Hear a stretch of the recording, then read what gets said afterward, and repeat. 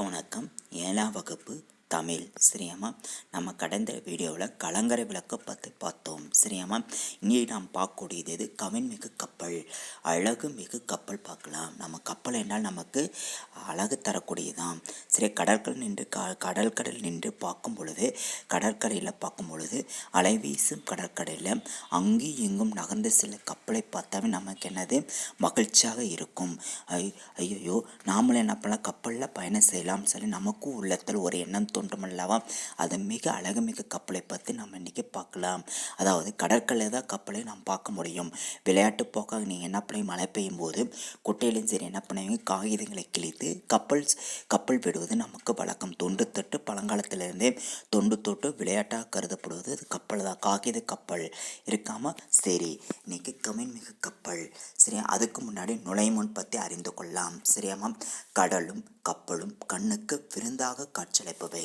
நாம் போகும்போது கடற்கரை நின்று பார்க்கும்போது நம்ம அலை வீசும் கடற்கரையில் நமக்கு மிக உள்ளத்தை மகிழ்க்கும் விதமாக இருக்கக்கூடியது நம்முடைய கடல் காட்டுதாமா. சரி, அதேயும் இல்லாமல் அதாவது அலைகள் தெரியும். கடற்கரை இருந்தாவே அலைகள் தெரியும் நமக்கு. கால்கள்னாவே கால்கடையிலேருந்து நீர் செல்வதை பார்க்கும்போது நமக்கே பயம் இருக்கும் அப்படின்னு சொல்லி மகிழ்ச்சியாக இருக்கக்கூடிய இடம் கடற்கரை தாமா. சரி, அது மட்டும் இல்லாமல் கடலும் கப்பலும் கண்ணுக்கு விருந்தாக காட்சியளிப்பவை இருக்காம. சரி, அலை வீசும் கடலில் அசைந்தாடி செல்லும் கப்பலை காண காண உள்ளம் உவகையில் துள்ளும். உவகைனா மகிழ்ச்சி இருக்கா. அலை வீசக்கூடிய கடற்கரையில் ஓரத்தில் நின்னாவே தெரியும்.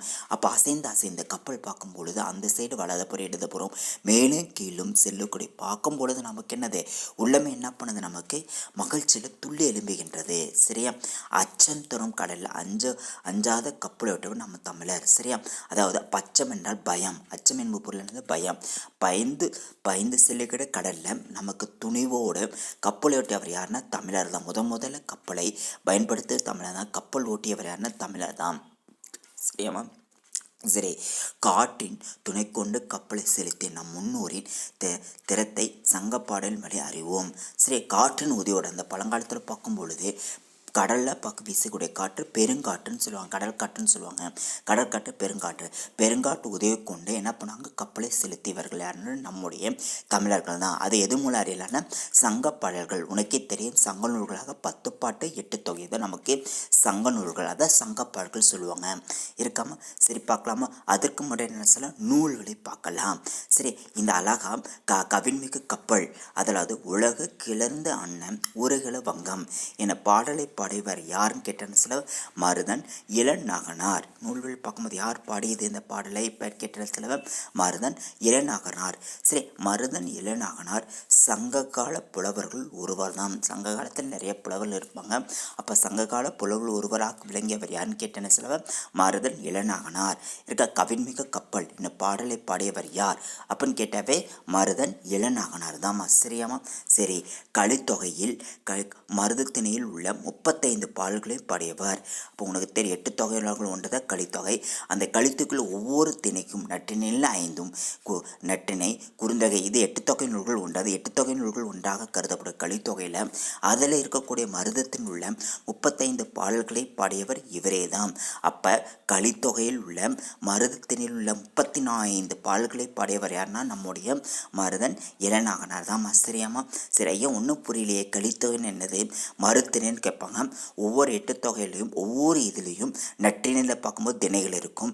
இது 8 தொகையில் ஒவ்வொரு இதுலேயும் 5 திணைகள் இருக்கும். அதுதான் சொல்லக்கூடியது. இது விரிவாக அறியலாம். சரியாமா? சரி, இவரே தான் மருதத்தினை பாடுவதில் வல்லவர் என்பதால் மருதன் இளநாகனார் என்றும் அழைக்கப்படுகிறார். பார்க்கும்போது அதிகமாக பாடல் பாடியது மருதத்திணை தான். 5 திணைகள் இருக்கும். குறிஞ்சி, முல்லை, மருதம், நெய்தல், பாலை இருக்காம். இதில் பார்க்கும்போது மருதன் இளநாகனார் பாடிய பாடல் அனைத்தும் மருதத்திணை சார்ந்தது. சரி, அந்த மருதத்திணை பாடுவதில் வல்லவர், அதுக்கு பேர் என்ன வந்தது, மருதன் இளநாகரன் அழைக்கப்பட்டவர் இவரே தான். சரியாமா? சரி, அடுத்து பார்க்கும்போது அகநானூறு எட்டுத்தொகை நூல்கள் ஒன்றுதாம். எட்டுத்தொகை நூல்கள் ஒன்று எது? அகநானூறு தான். அகநானூறு எட்டுத்தொகை ஒன்று ஒன்றுதாம். புலவர் பலரால் பாடப்பட்ட 400 பாடல்களை கொண்டது. அகநானூறு என அகம் கூட்டல் 4 கூட்டல் 100 அகநானூறு. அகநானூறு எப்படி பிரிக்கலாம் கேட்டேன்னு சில அகம் கூட்டல் 4 கூட்டல் 100 அகநானூறு. அகம் சம்பந்தமான 400 பாடல் கொண்டது அகநானூறு. இந்நூலை நெடுந்தொகை என்று அழைப்பர். இன்னொரு பேர் அகநானூருக்கு இன்னொரு பேர் என்னது? நெடுந்தொகை. அகநானூருக்கு இன்னொரு பேர் என்னமா? நெடுந்தொகை. அகநானூருக்கு இன்னொரு பேர் நெடுந்தொகை. நெடுந்தொகை என அழைக்கப்படும் நூல் எதுன்னு? அகநானூறு தான். இருக்காம். இந்நூலில் 255 பாடல் இங்கே தரப்பட்டுள்ளது. இந்நூல் மொத்தம் 400 பாடல்களுக்கு அதில் 255 பாடலாக நம் பாடப்பகுதியில் கொடுக்கப்பட்ட நூல் தான் இது. சரியாமா? எட்டு தொகை நூல்கள் உனக்கு தெரியும். அப்போ சங்க நூல்கள்னா என்னது? அப்போ சங்க நூல் பார்க்கும்போது 10 பாட்டு 8 தொகை நமக்கு சங்க நூல்கள் சொல்லுவாங்க.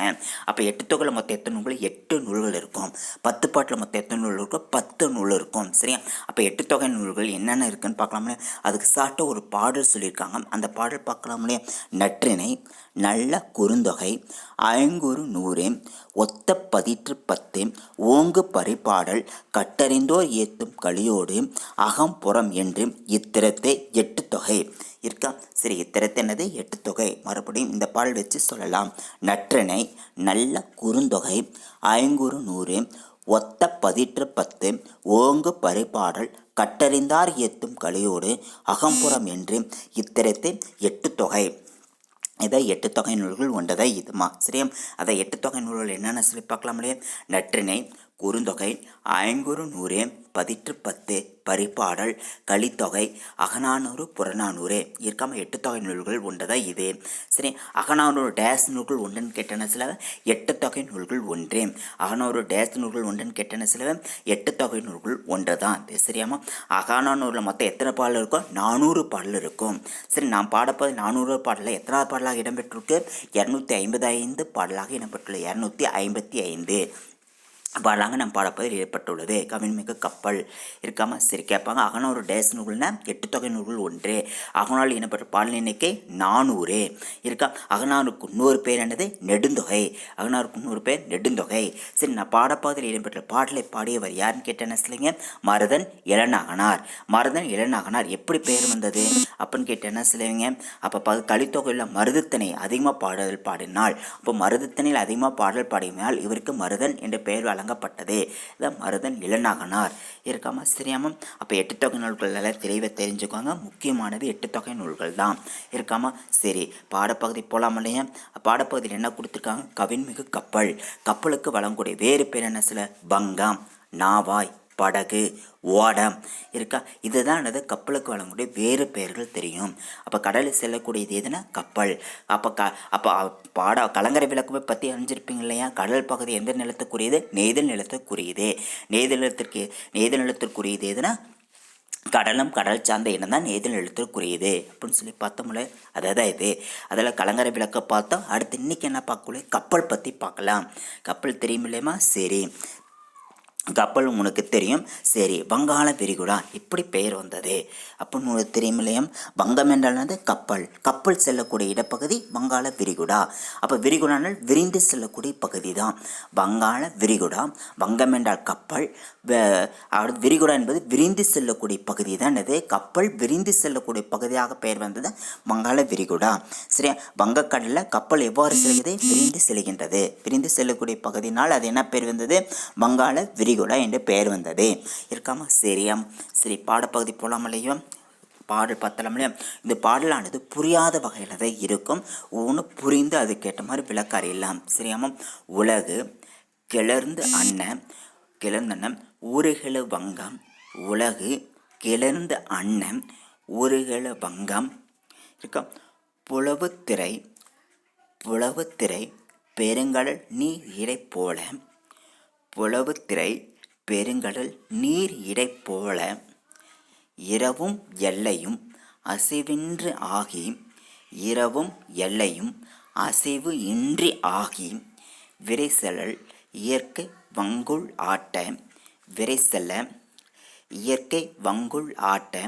கோடு உயர் திணிமணல் அகன்துறை நீகான். கோடு உயர் திணிமணல் அகன்துறை நீகான். மாட ஓள் எரி மருங்கு அறிந்து ஒய்ய. இதுக்கு அந்த பாலானது புரியாத வகையில் தான் இருக்கும். ஒவ்வொருக்கும் ஒவ்வொரு விதமாக அழகாக மருந்து எல்லாம் என்ன பண்ணியிருக்காரு, பொருள் தரும் வித வகையில் சொல்லியிருக்காரு. ஏன்னா மறுபடி பார்த்துக்கோ, உலகு கிளர்ந்த அன்ன ஊறுகில பங்கம் புலவு திரை பெருங்கடல் நீர் இடை போல இரவும் எல்லையும் அசைவு இன்று ஆகி விரைசலால் இயற்கை வங்கூழ் ஆட்ட கோடு உயர் திணிமணல் அகன்துறை நீகான் மால உள்ளெறி மருங்கறிந்து ஒய்ய. அழகா பாடல் கேட்ட மாதிரி பொருளை என்ன பண்ணிருக்க சொல்லியிருக்காரு. ஒவ்வொரு பொருளும் நமக்கு என்னது உணர்ச்சி பொங்கலக்கூடிய பொருளாக இருக்கக்கூடியது இதே. இதோட பாடத்தின் விளக்கத்தை அடுத்த வகுப்பில் அறிவோமா? சரிம்மா, மிக்க நன்றி.